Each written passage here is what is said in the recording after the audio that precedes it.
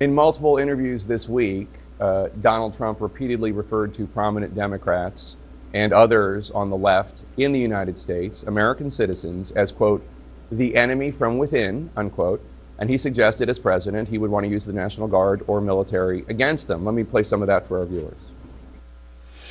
The bigger problem are the people from within. We have some very bad people. We have some sick people, radical left lunatics. And I think they're and it should be very easily handled by, if necessary, by National Guard, or if really necessary, by the military, because they can't let that happen. One of the first things you did when you joined Congress was to create the Honor and Civility Caucus.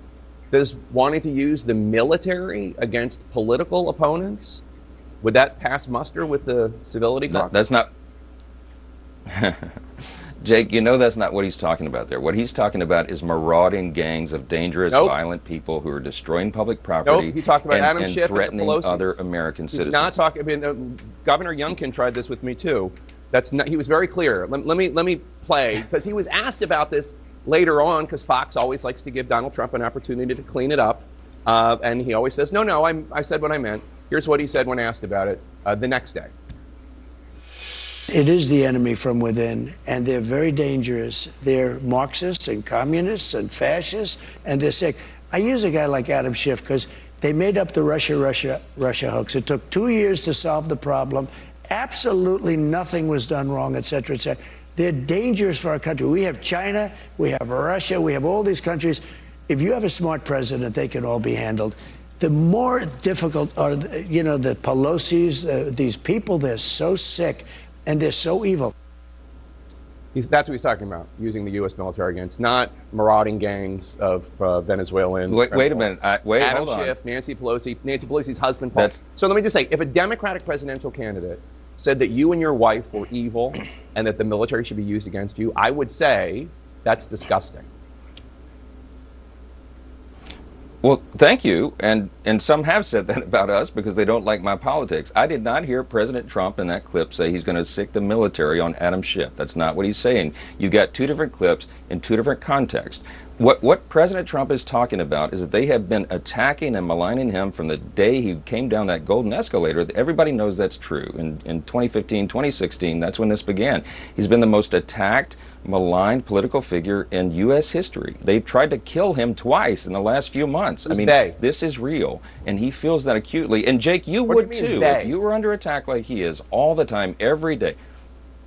I mean Iran, who has assassination attempts out against him. But that's not crazy, dangerous people Adam in the Schiff country who and Nancy Pelosi get on rooftops are not trying and take to assassinate Donald Trump. I mean, there's this conflation of anybody. They're not, Jake. They're not. But the political attacks have been relentless, and they have been baseless, and they made up the Russian collusion hoax, and they went after him and have been going after him ever since. They tried to impeach him twice. I mean, they've done real damage in the American psyche. What I'm talking about is the political attacks that are so over the top. Kamala Harris has used language saying he's so dangerous to the country. I mean, I've had colleagues in the House say he must be eliminated. He must be extinguished. He's literally talking about this stuff is over the top. You know, against Democrats. I mean, he's literally talking. No, he's not. No, yes, he is. No, he's not, Jake.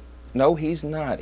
No, he's talking about using the National Guard and the military to keep the peace in our streets. In the summer of 2020, that my Democrat colleagues call the summer of love, it was crazy. It was mayhem, and Democratic progressive mayors and governors allowed it to go on, including Tim Walz, who allowed Minneapolis to burn, and it's still not rebuilt. Look, Trump is talking about restoring law and order, and I'm telling you, you can mock it, people in the media can mock it, but that resonates with the American people. They are sick of being afraid on the streets of their cities. Donald Trump can bring order back to the chaos. They know that. So they're willing to give a little on his, social media posts and some fun language he uses at rallies. He called January 6th a day of love.